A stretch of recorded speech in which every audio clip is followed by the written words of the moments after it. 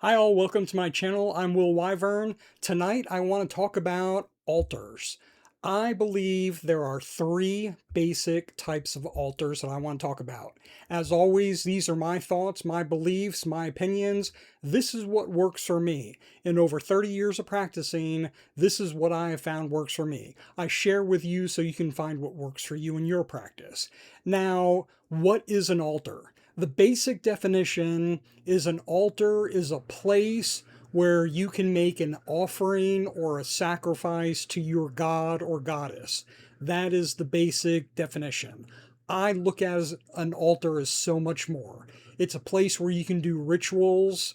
It's a place where you can cast spells. It's a place where you can commune with your deity, with your god, your goddess, your ancestors, nature, the moon, the earth, the sun. It's a place where you can feel fellowship and feel oneness with whatever your deity is.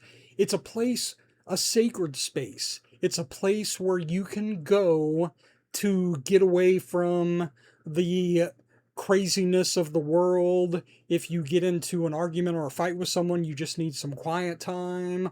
If you're just getting stressed out, your altar is someplace where you can go just to find peace, just to find grounding, to find out, to reconnect with yourself.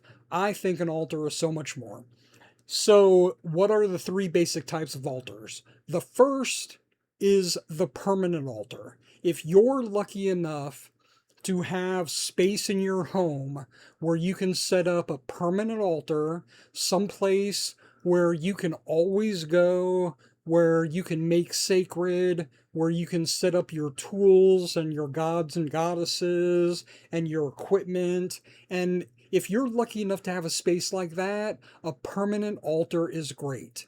Now, I don't have the space for that because I have so much stuff.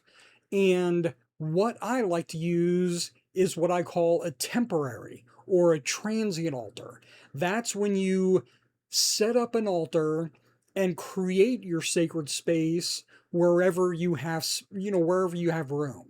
If you want to do it out on your deck or your porch or your backyard, your living room, your bathroom, your bedroom, wherever you want to set up your altar. Now, the reason why I like transient altars is because sometimes I want to do my rituals outside, or sometimes I want to commune with the deity in my bedroom, or in my kitchen, or sometimes in the woods.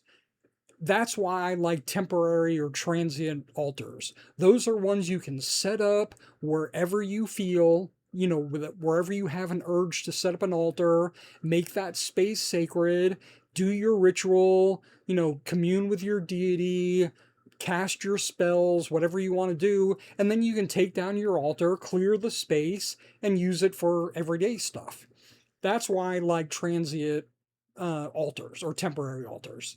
The last kind of altar you can use, which I use a lot, is a travel altar. I just got a little Altoid tin can, just something small that I can keep in my pocket or stuff in my suitcase that no one's going to look at weird or anything. And inside I just have a little bag with some silver in it, some little candles. They only burn for like 5 minutes, but sometimes that's all you need.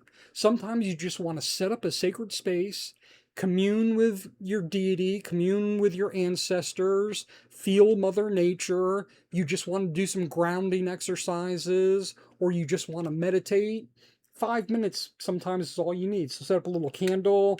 I've got a little, some little crystals. Of course, I have a little skull. If you know me, everything I do has to do with skulls. And I've got a little representation of Hecate because I like to talk to Hecate. Sometimes if I'm out on the road or I'm traveling, I'll set up this little altar, pull up Hecate, light a candle, just thank her for everything she does in my life. And those are some of the basic altars. You've got your permanent altar if you have space for it, transient or temporary altar, which you can set up, do your stuff, and then take it down, clear your space, and the travel altar. If you travel a lot, or if you're going someplace you don't want to bring a whole bunch of stuff, you just want to bring like a candle, a representation of your deity, maybe some crystals, small little round crystals, something to bring with you so you can do grounding exercises or feel at peace or safe. Now, before I go, I love to tell this story. There was a dear friend, a woman that I knew, and for about 20 years, she could not practice. She was the ultimate witch in a closet. Her husband didn't support her practice. Her kids were always getting in her stuff and moving stuff and playing with stuff. She had no privacy. Her husband wouldn't let her spend money on tools or even candles. She couldn't spend money on any of this stuff. So, for almost 20 years, she had to practice when her kids were at school, her husband was at work, and the way she practiced, she couldn't make an altar like this, or she couldn't have a permanent altar. She made her altar on a piece of paper. She got a little spiral book pad, and she would draw out an altar. She would draw the candles and the, designs and, Hecate or whoever, whatever goddess she was, communing with. And she would just draw everything out here. And if it was a healing altar, she might have like a red or a white candle. She would draw that. Or if it was a protection altar, she would draw something that symbolized protection. And that's how she worshipped at her altar. That's how she practiced at her altar. She made an altar on a piece of paper. And she did that for 20 years. And after the kids all moved out, went off to college and their own lives, her and the husband got divorced. She was on her own. Then she was finally able to set up a real altar. She set up a permanent altar. She did all the things she had been dreaming about for 20 years. So if you don't have the space, if you don't have the money, if you don't have the support from your spouse or your family, you can do this. You can just get a little notepad, find a quiet space, maybe while everyone's at work or everyone's asleep or whatever, and just sit down and draw an altar. Draw a little table with some candles on it, maybe, a god or goddess, something that represents your ancestors, a little skull, a cat. If you don't have a familiar, but you wish you did, you can draw your familiar sitting on the altar. Use your imagination. Use this as a tool to do your practice, to commune with your deity. So you don't have to have something fancy like this. You don't have to spend hundreds of dollars on tools and knives and candles and whatever. You don't have to spend all that money.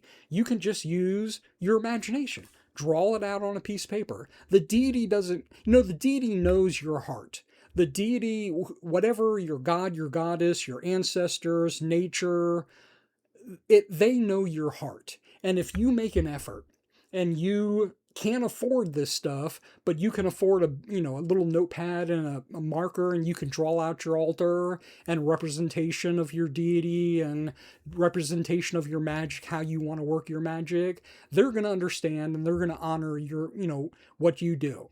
Because remember, as I always say, you get out of magic what you put into it. If you can't afford an altar, but you take the effort to draw an altar or create one in your mind or your imagination, the deity is going to appreciate that, and the deity is going to reward you. So that's all I want to talk about tonight. 3 different types of altar: permanent, transient, travel, and actually a 4th, one that you have in your mind or on a piece of paper. I wish you blessings. Whatever altar you have, let me know what your altar is like. What kind of altar do you use? Do you have a permanent one? Do you have one for each god or goddess? Let me know, because I love hearing from you. I like hearing how you practice, what your experience is, because that helps me grow also. I wish you the best. I wish you blessings. I wish you a great weekend. The star's coming up in a couple weeks, so I'm going to have to work on making a video for that, because I love, that's the spring equinox. It's a special holiday. Summer's on its way. So I'll talk about Ostar in the next video. But as always, thank you for watching, and hope you have a great weekend.